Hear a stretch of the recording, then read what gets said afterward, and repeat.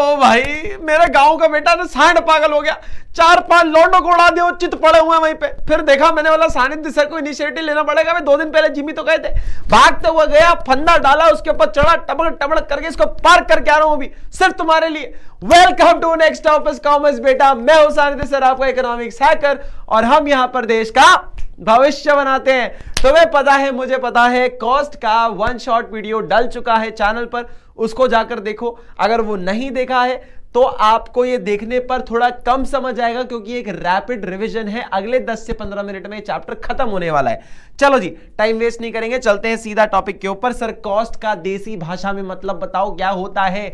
बेटा, कॉस्ट मतलब एक प्रोडक्ट को बनाने में कुछ खर्चा होता है, उस खर्चे को हम कॉस्ट कहते हैं, हाँ या ना? अब ये होती है 2 प्रकार की, कौन कौन सी? एक्सप्लिसिट और दूसरी होती है इम्प्लिसिट। एक्सप्लिसिट कॉस्ट का मतलब है जहां पे असली में पैसा खर्चा हुआ, जैसे कि रॉ मटेरियल खरीदा, बदले में पैसा दे दिया। आपने जो है भाई साहब किसी एम्प्लॉय को सैलरी बांट दी, आपका वो भी खर्चा हो गया, पैसा चला गया। ऐसे जहां पे एक्चुअल मनी खर्चा होता है या आप पेमेंट करते हो, उसको कहते हैं एक्सप्लिसिट कॉस्ट। समझ आया? इंप्लिसिट कॉस्ट क्या है? जहां पे असली में पैसा खर्चा नहीं हुआ, लेकिन एक एस्टिमेटेड वैल्यू जो है आप निकालते हो, जहां पे आप अपना ही कुछ एसेट लगाते हो बिजनेस के अंदर। सर कैसे, समझाओ जरा।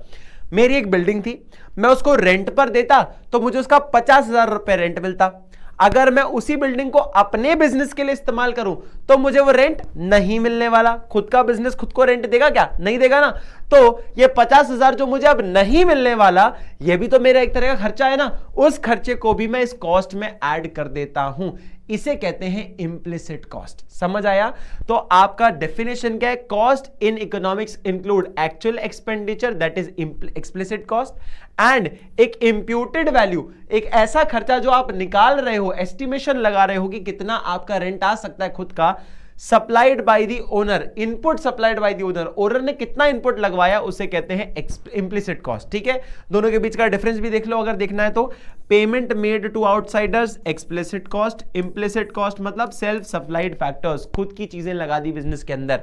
फिर आता है एक्चुअल मनी पेड, एक्सप्लिसिट, जहां पे इंप्यूटेड वैल्यू निकाल रहे हो, एस्टिमेटेड वैल्यू निकाल रहे हो, इम्प्लिसिट कॉस्ट। अगर आपने लोगों को कुछ वेजेस दिया है, कोई इंश्योरेंस के लिए प्रीमियम दिया है, असली में पैसा खर्चा हुआ, एक्सप्लिसिट कॉस्ट।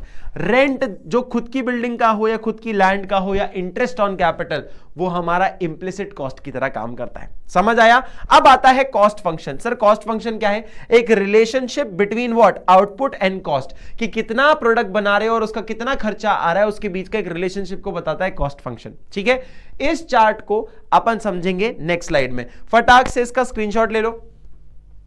चलो बेटा जी, से देखो, total fixed cost, variable cost और टोटल कॉस्ट में क्या डिफरेंस है?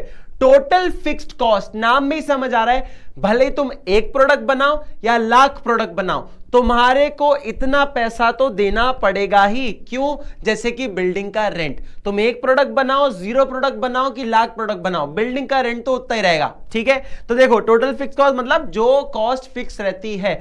आप 12 रुपए दे रहे हो पूरे टाइम, हर टाइम आप 12 रुपए दे रहे हो, सेम प्रोडक्ट। 0 प्रोडक्ट बना रहे हो तो भी 12 रुपए, 1 बना रहे हो तो भी 12, और 6 प्रोडक्ट बना रहे हो तो भी 12 रुपए दे रहे हो। तो इस फिक्स होने के चक्कर में आपका ग्राफ कैसा है?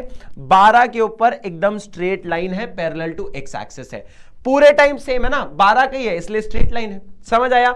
अब आता है वेरिएबल कॉस्ट। वेरिएबल कॉस्ट वो कॉस्ट है जो कि आउटपुट के साथ चेंज होता है। अगर आप 0 प्रोडक्ट बनाते हो तो कितना रॉ मटेरियल लाना पड़ेगा? 0। कितने एम्प्लॉयज लगेंगे? 0, इसलिए 0 प्रोडक्ट पे 0 खर्चा। समझ आया? लेकिन जैसे ही 1 प्रोडक्ट बनाओगे तो थोड़ा सा रॉ मटेरियल लगेगा, थोड़े से एम्प्लॉयज लगेंगे। देखो यहां पे आ गया 6 रुपए। जैसे ही आप बढ़ते जाओगे, 2 पे 10, 3 पे 15, 4 पे 24, 5 पे 35, तो जैसे आउटपुट बढ़ता जा रहा है आपका वेरिएबल कॉस्ट भी चेंज होता जा रहा है। समझ आया बेटा? अब आपको ये पता है 0 प्रोडक्ट बनाते टाइम 0 खर्चा होता है वेरिएबल कॉस्ट का, इसलिए ये 0 से चालू होता है, ओरिजिन से चालू होता है, और इसका जो शेप है वो उल्टे एस की तरह आपको दिखेगा, उल्टे एस की तरह दिखेगा, इसलिए इसको इनवर्सली एस शेप्ड कहते हैं। क्या कहते हैं? Inversely S shaped. अब होगा कुछ नहीं, इसको और इसको जोड़ दो, टोटल फिक्स्ड कॉस्ट और टोटल वेरिएबल कॉस्ट को जोड़ोगे तो आपका टोटल कॉस्ट आ जाएगा। मतलब एक प्रोडक्ट को बनाने में टोटल खर्चा कितना हुआ, जहां पे आप ये 12 रुपए जोड़ रहे हो, इन सारे पैसों के साथ देखो यहां पे आपका टोटल फिक्स्ड कॉस्ट है 12 12 12 12 12, देखो हर जगह 12 है। ये टोटल वेरिएबल कॉस्ट 0 6 10 15 24 35 0 6 10 15 24 35 पूरा सेम है। इन दोनों को जोड़ते जाओ आपको क्या मिल जाएगा, टोटल कॉस्ट। पर अब एक ध्यान से देखना बात, जीरो प्रोडक्ट पे जीरो खर्चा हो रहा था, किसका, टोटल वेरिएबल कॉस्ट का, लेकिन बिल्डिंग का रेंट तो आपको देना ही पड़ता है, भले एक भी बनाओ या एक भी प्रोडक्ट मत बनाओ, समझ आया। तो यहां पर देखो जीरो प्रोडक्ट पे वेरिएबल कॉस्ट तो जीरो है, लेकिन फिक्स्ड कॉस्ट आपको देना ही पड़ेगा, हाँ या ना। तो जब जीरो प्रोडक्ट बनाते हो ना तो टोटल कॉस्ट आपका 12 रुपए तो होता ही है। इसीलिए ये जो टोटल कॉस्ट है ये आपका 12 से चालू होता है और ये भी आपको इनवर्सली एस शेप्ड दिखेगा, उल्टे एस की तरह दिखेगा। इससे इसका थोड़ा सा रिलेशन होता है, कैसा, देखो भाई ये नंबर फिक्स है, हाँ या ना। तो जो भी चेंज आ रहा है, जैसे कि देखो ना 0 से लेके 6 का डिफरेंस है, 6 से 10 में 4 का डिफरेंस है, 10 से 5 में 5 का डिफरेंस है। यहां भी देखो यहां पे कितने का डिफरेंस है, 6 का डिफरेंस है, 5 का डिफरेंस है ना, कितने का दिख रहा है, ऐसे आपको डिफरेंस दिखने को मिलेगा। ठीक है, ये भी देखो कितना हो गया, 4 का डिफरेंस, 6 का डिफरेंस। ये जो डिफरेंसेस देखने को मिल रहे हैं ना वो किस प्रकार देखने को मिलेंगे, जो आपका ये डिफरेंस होगा। समझ आया बेटा, क्लियर है, कोई दिक्कत की परेशानी। तो इसीलिए इसका शेप और इसका शेप दोनों सेम सा दिखेगा आपको, क्लियर। अब करना कुछ नहीं है, ये जो क्वांटिटी ऑफ कमोडिटीज है ना इनसे इसको डिवाइड कर दो, क्या कर दो, डिवाइड कर दो, यूनिट से डिवाइड कर दो। ठीक है, जैसे आप इनको डिवाइड करोगे आपको इसके एवरेजेस निकल आएंगे, average fixed cost, average variable cost और एवरेज कॉस्ट। ध्यान से देखना, आप आते हो एवरेज फिक्स कॉस्ट में, फिक्स कॉस्ट तो 12 थी हर जगह पे, देखो 12 12 12 12 12 हर जगह 12 है, हाँ या ना। जैसे आप 0 से मतलब 12 डिवाइडेड बाय 0 करते हो क्या मिलेगा, इन्फिनिटी मिल रहा है आपको। 12 divided by 1 12, 12 divided by 2 6, 12 divided by 3 4, 12 divided by 4 3, 12 divided by 5 2.4। तो आप देखो ना, जब आपका प्रोडक्शन या आउटपुट बढ़ता जाता है आपका एवरेज फिक्स्ड कॉस्ट धीरे धीरे कम होता जाता है। बेटा देखो ना, 50,000 रुपए रेंट दे रहा हूं, एक प्रोडक्ट बनाऊंगा तो पूरा 50,000 उस पे लग जाएगा। अगर मैं 2 प्रोडक्ट बनाता हूं तो 25,000 डिवाइड हो जाएगा, 5 प्रोडक्ट बनाता हूं तो 10,000 डिवाइड हो जाएगा, हाँ या ना। तो जितने ज्यादा प्रोडक्ट बनाते जाऊंगा, जितना आउटपुट निकलता जाएगा उतना कॉस्ट मेरा कम होता जाएगा, एवरेज फिक्स्ड कॉस्ट कम होता जाएगा। ठीक है, ये समझ आया, आपका प्रोडक्ट बढ़ते बढ़ते एवरेज फिक्स्ड कॉस्ट कम हो रहा है। एवरेज वेरिएबल कॉस्ट क्या है, एवरेज वेरिएबल कॉस्ट आप देखो यहां पे आपको देखने को मिलेगा कि जैसे ही आउटपुट बढ़ रहा है आपका ये वेरिएबल कॉस्ट है बेटा, क्या है ये, वेरिएबल कॉस्ट। तो वेरिएबल कॉस्ट भी आपका बढ़ते जा रहा है, इसका एवरेज निकालोगे तो देखो 6 5 5 6 7 ऐसा देखने को मिल रहा है। तो ये जो ग्राफ है ना, ये ग्राफ आपको कैसा मिलेगा, थोड़ा सा ये आपको ना आपको यू शेप दिखने को मिलेगा। ये थोड़ा ग्राफ ढंग से बनाया नहीं है इनने, लेकिन अगर मैं इसको थोड़ा सा बनाऊं तो ये आपको कुछ इस प्रकार देखने को मिलेगा। ठीक है, हल्का सा यू टाइप देखने को मिलेगा।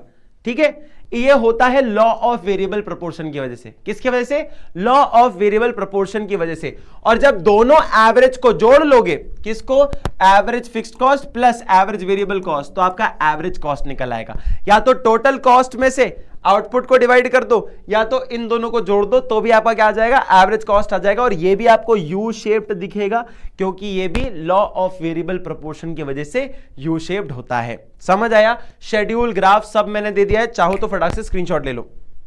चलो बेटा, अब देखो मार्जिनल कॉस्ट क्या होता है। सिंपल है बेटा, आप अगर एक और प्रोडक्ट बनाते हो या एक और आउटपुट निकालते हो तो उसमें और कितना खर्चा बढ़ गया एक और आउटपुट बढ़ाने की वजह से, उसको कहते हैं मार्जिनल कॉस्ट। जैसे मान लो एक प्रोडक्ट बनाने पे आपको 10 रुपए लगते थे, दूसरा प्रोडक्ट जैसे ही बनाया तो आपको 12 रुपए लग रहे हैं, तो आपका जो 2 है ना, ये आपका मार्जिनल कॉस्ट हो जाएगा। समझ आया, ध्यान से देखो, टोटल कॉस्ट में जब आप एक और प्रोडक्ट बढ़ा रहे हो तो क्या होता है, उसे हम मार्जिनल कॉस्ट कहते हैं। जैसे कि एक प्रोडक्ट बना रहे थे 18 रुपए का, एक प्रोडक्ट बन रहा था 18 रुपए का, दूसरा प्रोडक्ट बन रहा है 22 रुपए का, तो आपका 18 और 22 में कितना डिफरेंस है, 4 का। तो क्या आ गया आपका मार्जिनल कॉस्ट, देखो 4 आ गया। ठीक है, क्या आ गया, 4 आ गया।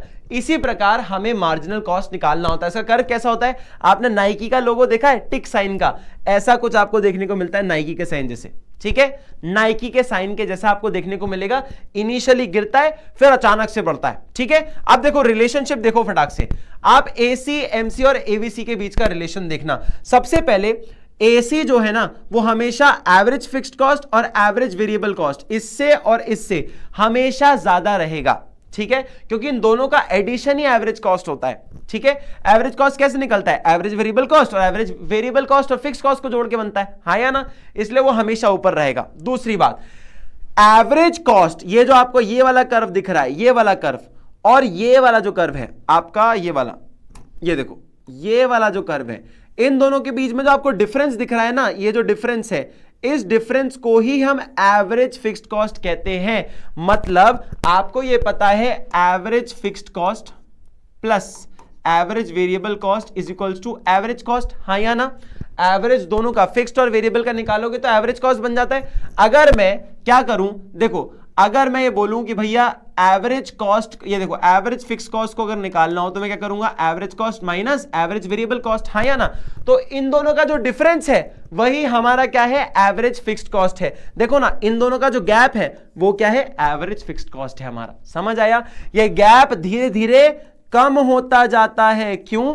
क्योंकि मैंने अभी बताया था जैसे ही आप आउटपुट बढ़ाते जाते हो एवरेज फिक्स्ड कॉस्ट कम होता जाता है। समझ आया? देखते जाओ। Average cost is greater than AVC and AFC, हाँ या ना।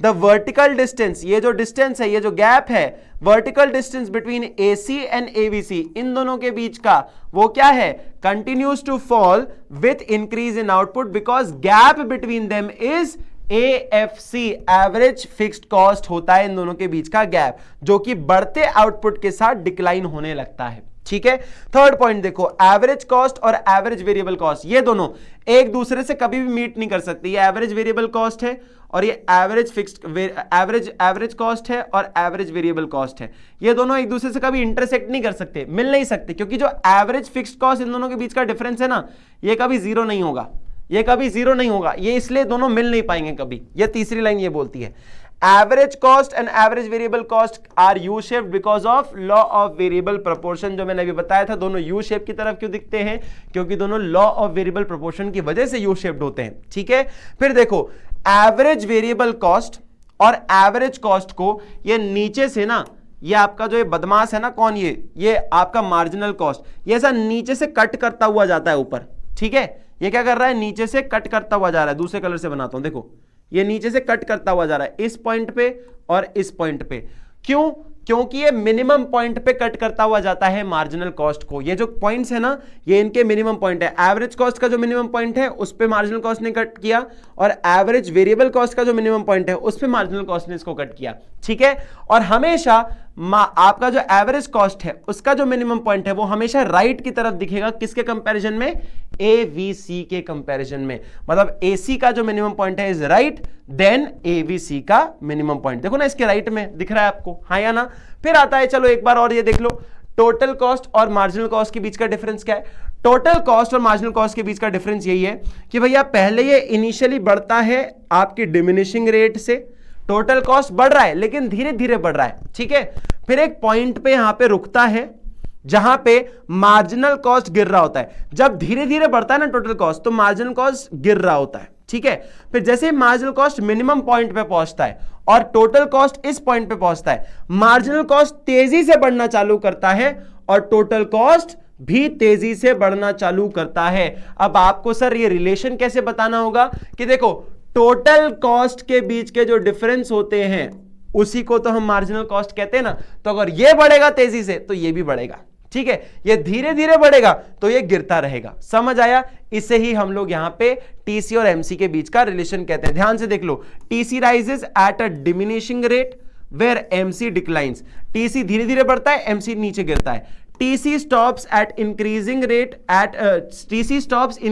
at a decreasing rate because MC is at its minimum point। यह धीरे धीरे गिरना बंद कर देता है इस पॉइंट पे जब MC मिनिमम पॉइंट में होता है, और TC increases at increasing rate because MC is also increasing। ये तेजी से बढ़ना चालू करता है और ये भी बढ़ना चालू कर देता है। क्लियर है? चलो जी, यही हमारा क्या था बेटा, कॉस्ट का चैप्टर। आई होप कि आपको अच्छा लगा हो। बहुत मेहनत करिए, खूब आगे बढ़िए और बहुत अच्छे मार्क्स स्कोर करिए। Thank you so much.